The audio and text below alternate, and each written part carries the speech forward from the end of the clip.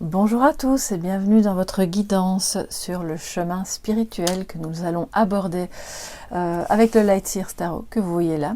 J'ai eu envie aujourd'hui et à la demande de certaines personnes, notamment en guidance privée, de dresser un portrait de votre chemin spirituel sur lequel vous êtes en train d'évoluer, bien entendu, de voir quel est-il, qu'est-ce que vous avez acquis de votre expérience et qui vous a permis de vous élever, puisque le chemin spirituel est un chemin d'élévation qui n'est ni évident, ni simple, ni court. Donc voilà, on est patient, on lâche prise, on voit ce que toutes les expériences de la vie, bonnes ou moins bonnes, nous apprennent et qu'est-ce qu'on a pu en tirer, comment vous vous êtes élevé, quel défi vous avez relevé aussi par rapport à vos expériences de vie. Alors, ce chemin spirituel, il vous est propre. Ici, je rappelle que c'est une guidance générale, bien sûr. Je me connecte aux énergies de la communauté sur YouTube. Toutes les personnes qui passent par là aussi, hein, abonnés, non abonnés, soleil levant, voilà. Si ce thème vous intéresse, eh bien, je vous invite à rester là avec moi et à regarder cette guidance qui va nous parler donc de ce chemin spirituel. C'est un terme un petit peu fourre-tout qu'on utilise parfois à mauvais escient, je trouve, ces temps-ci, sachant que voilà, ce chemin est jalonné aussi de difficultés liées à l'ego et liées à notre lien aux autres, à notre rapport au monde. Et chacun a son propre chemin. Donc évidemment, si vous avez besoin d'un message personnalisé, une guidance personnalisée sur ce sujet, alors à ce moment-là, vous me contactez en privé. Alors, quel est ce chemin spirituel pour vous tous, toutes et tous qui regardez la vidéo?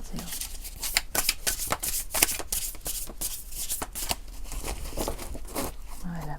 Alors, bon, à la coupe, qu'est-ce qu'on a? Le diable et le 10 de bâton. Ok, alors je vais vous interpréter la coupe déjà, puis on fera le tirage ensuite. Bon, cette coupe nous parle quand même de parvenir à dépasser, d'une part, une certaine aliénation mentale, des choses, des idées qui tournent en boucle dans votre tête, peut-être une certaine forme d'anxiété. C'est un chemin spirituel qui est empreint d'une certaine lourdeur, d'une certaine fatigue, le 10 de bâton étant un peu pour moi la carte de la dépression, hein, du burn-out. Vous prenez trop sur vos épaules et vous êtes ici pour parvenir à vous détacher de liens toxiques, soit avec une personne, soit avec vous-même, mais surtout, moi je ressens qu'il y a comme une forme de dépendance. Au-delà d'une dépendance à un produit ou à de l'alcool ou peu importe, pour moi c'est plus une dépendance affective. Donc votre chemin consiste tout d'abord à parvenir à vous dégager de cette dépendance qui vous pèse, soit c'est la vôtre envers quelqu'un ou envers une situation, soit c'est vous qui vous érigez en personne de laquelle d'autres dépendent. À ce moment-là, ça devient hyper lourd aussi parce que il n'y a plus rien qui peut se faire sans vous, plus aucune décision ne peut se prendre sans vous et vous êtes la seule personne, entre guillemets, à pouvoir gérer les choses, ce qui fait que ça vous rend complètement enfermé, hein, ça ne vous rend pas libre et ça vous fatigue, ça vous pompe votre énergie. Vous êtes d'abord votre propre diable, évidemment, et on l'est tous, hein, puisque c'est le défi d'une vie aussi, c'est de parvenir à briser les chaînes que l'on a en soi, les schémas répétitifs, tout ce qui est réducteur, tout ce qui vous freine. Je pense quand même qu'il y a des relations un petit peu toxiques, qu'elles soient passées ou présentes, mais qui ont impacté votre vie d'une certaine manière dans le sens de la dépendance, d'accord? Donc voilà pour la coupe. Alors, on va maintenant mettre les cartes, les amis, et voir ce que ça nous dit par rapport à ce chemin, la suite de ce chemin. Alors je fais pas de datation, hein, je vous dis, c'est le chemin d'une vie aussi, le chemin spirituel. Donc voilà, mettre au milieu comme ça c'est la carte qui me dit où vous en êtes là, hein, actuellement. Alors,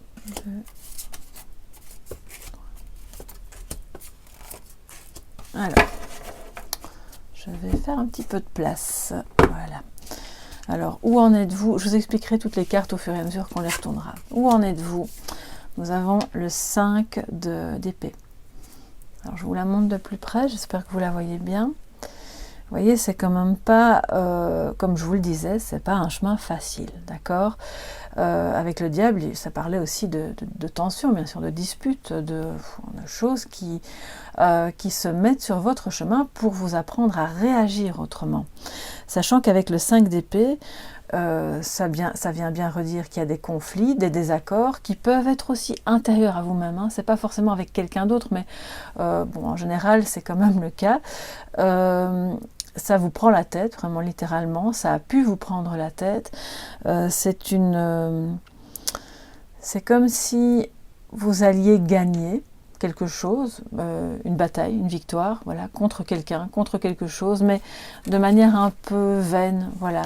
Vous savez, c'est le genre de désaccord duquel on sort vainqueur après avoir abattu complètement son adversaire et au prix d'une amitié, au prix d'une relation. Donc c'est une victoire amère, ok? Donc ça prend la tête, c'est pas quelque chose d'agréable, on sent qu'il y a encore des problèmes d'ego à dépasser.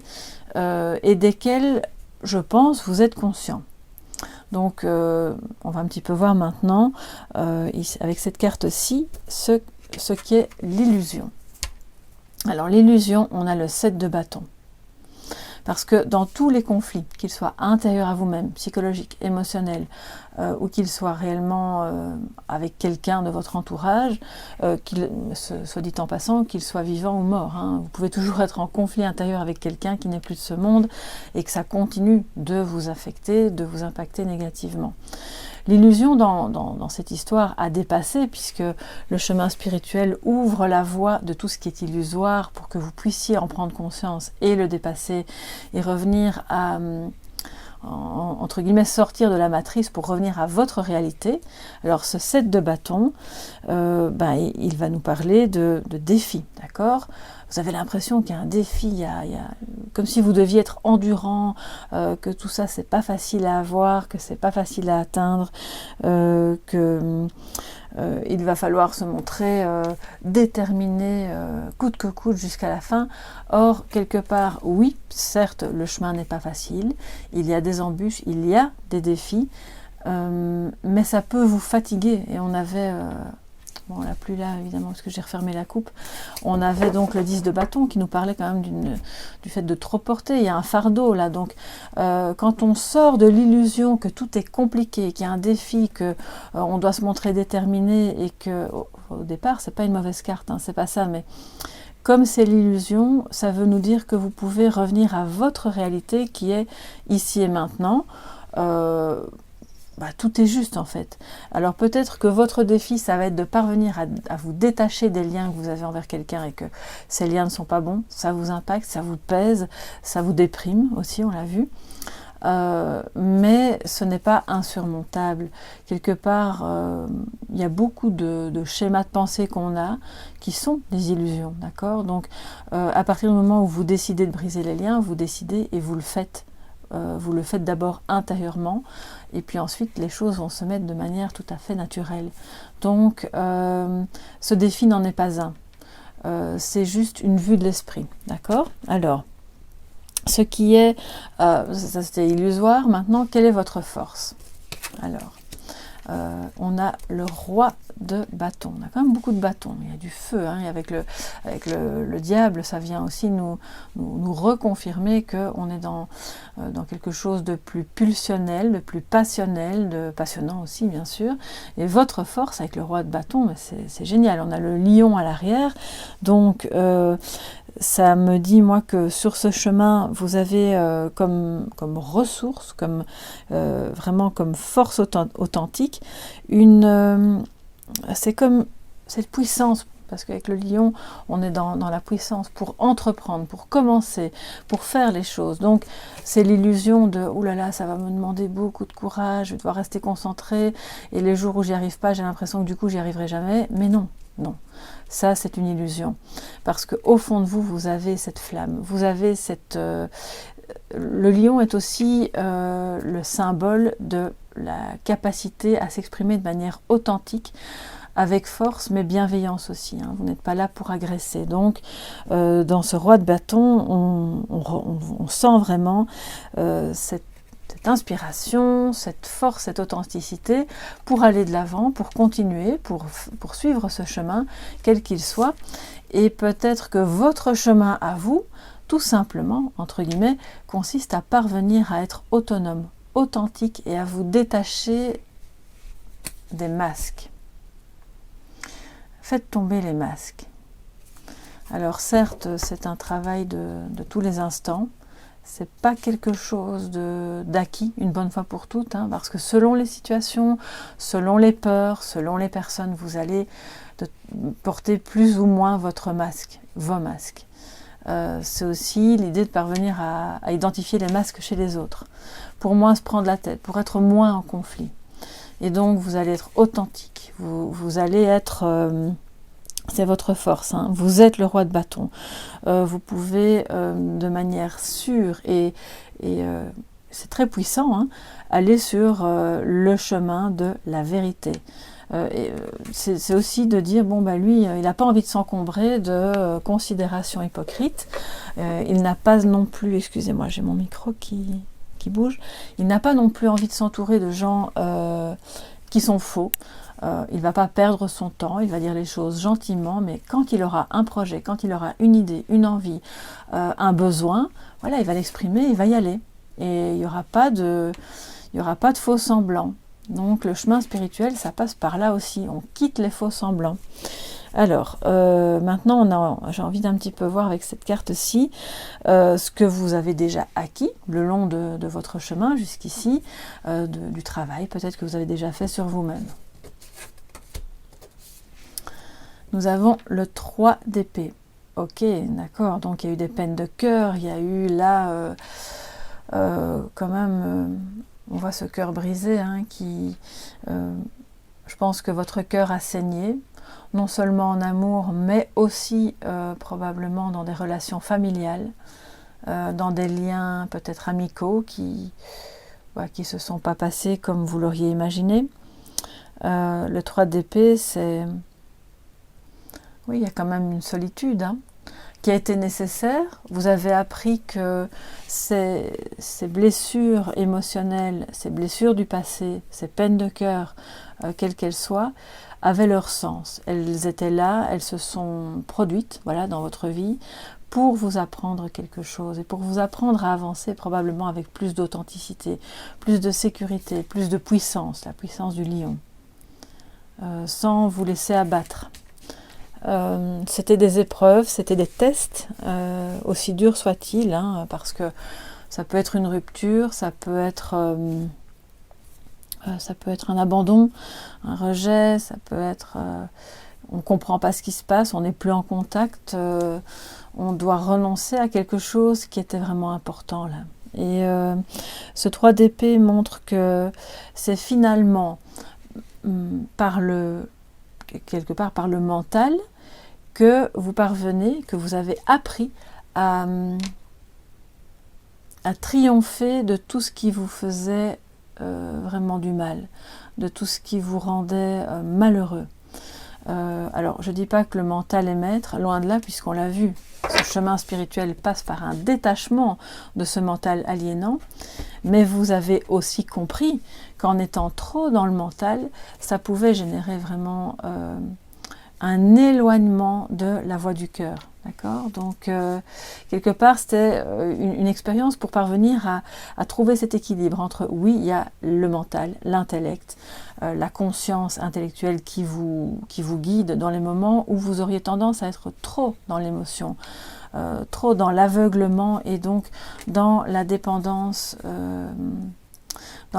affective. Parce que quand on laisse la conscience émotionnelle prendre le dessus sur toutes les autres consciences, on risque de développer des dépendances qui sont malsaines et qui sont pas bonnes. Donc là, vous avez compris ça au fil du temps, au fil des déboires, au fil des expériences.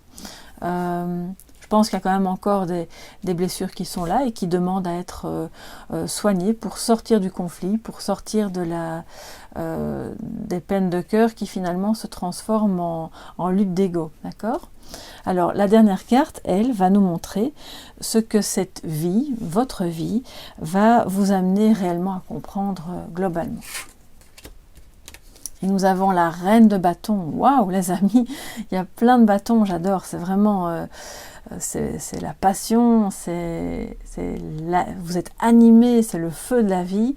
Alors la reine de bâton, vous la connaissez un peu, hein, parce qu'elle revient souvent dans mes guidances, donc je sais pas, je crois que j'ai une communauté qui est puissante, qui a beaucoup de dons aussi, et cette vie-ci, en fait, va... et a déjà commencé bien sûr, hein, mais au terme de cette vie, vous aurez compris complètement, vraiment intérieurement dans toutes vos consciences, que vous pouvez être en confiance, vous pouvez vous engager, vous pouvez... c'est une reine qui est séduisante, hein, elle a un leadership naturel, elle n'a pas besoin de faire un discours énorme pour qu'on l'écoute et pour qu'on aille dans son sens. Donc il y a une attraction là, vous aurez compris comment attirer à vous ce que vous recherchez, sans devoir vous battre, sans devoir vous prendre la tête à vous mettre des objectifs quotidiens qui sont intenables, en ayant juste cette capacité naturelle à activer votre puissance. Ça demande un travail sur les énergies, bien entendu, ça demande un travail de vigilance par rapport au taux vibratoire qui peut être fortement abaissé par ce diable, hein, qui génère de l'angoisse, de la tristesse, des faux besoins aussi, hein, qui sont plutôt des désirs, d'accord, et ça demande de mettre le passé une bonne fois pour toutes derrière vous et d'avancer, non pas en l'occultant, mais main dans la main, dire ok, il est là, il fait partie de ce qui m'a construit, puisqu'on le voit, toutes vos peines, toutes vos blessures sont votre force. C'est votre socle, en fait, sur lequel vous vous êtes construit. Donc l'idée, c'est dans ce chemin spirituel, de parvenir à sortir de l'ego qui vous maintient dans une sphère mentale qui n'est pas toujours bonne, en fait, et qui masque tous vos potentiels. Et ils sont énormes, hein, parce que la reine et le roi de bâton, c'est waouh, c'est quand même assez puissant. Ça vous permet d'attirer à vous ce que vous recherchez, de vous lancer avec succès dans ce que vous voulez, de l'obtenir, que ce soit en amour, que ce soit dans un projet personnel, professionnel, et donc c'est tout à fait hors du mental, c'est complètement connecté à qui vous êtes profondément.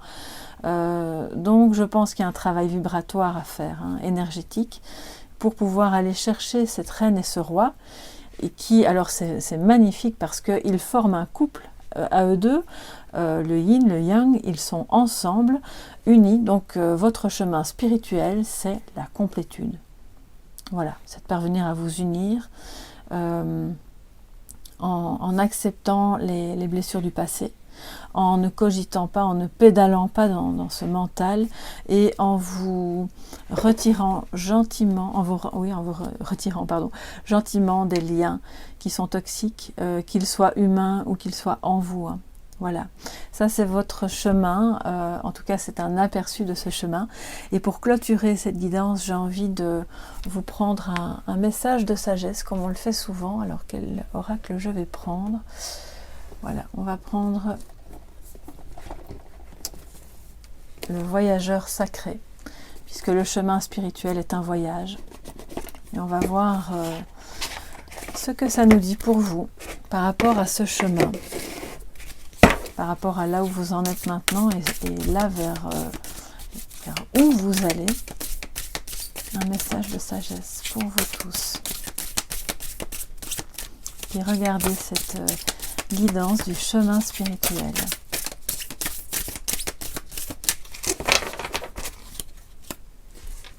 Alors, une carte, voilà. Grounding, donc ça c'est l'ancrage. D'accord, donc je pense que pour parvenir, et d'ailleurs ça vient bien dire que il y a effectivement une complétude qui s'atteint en étant... Donc l'ancrage pour moi ça nécessite peut-être un peu de méditation, oui, certes, mais si vous êtes plutôt de polarité yin, l'ancrage va passer par le moment présent, plus que par la méditation qui risque de vous disperser dans des sphères un peu éthérées. Donc allez-y, explorez vos racines, nous dit, allez en profondeur, nous dit la carte. Soyez vous-même qui vous êtes profondément. Ça passe par la respiration, ça passe par des activités qui vous mettent dans l'instant présent. Ça peut être de la marche aussi, à pieds nus de préférence, si vous le pouvez, selon le climat bien entendu. Ça passe par... tout ce que vous allez faire qui vous anime, qui vous passionne et qui vous permet de vous exprimer tel que vous êtes, avec toute votre puissance. Vous avez un potentiel énorme. Donc l'ancrage. L'ancrage, c'est ce qui vous permettra d'avancer plus sereinement sur ce chemin spirituel. Voilà. J'espère que ça vous a plu, que ça vous permettra d'avoir un petit éclairage sur votre cheminement personnel. N'hésitez pas à me mettre en commentaire ce qu'il en est pour vous, ce que vous en pensez. À m'écrire si vous avez besoin d'une guidance personnelle à soleillevent@yahoo.com, à mettre un petit pouce bleu si ça vous a plu et à vous abonner bien sûr si ce n'est pas encore fait.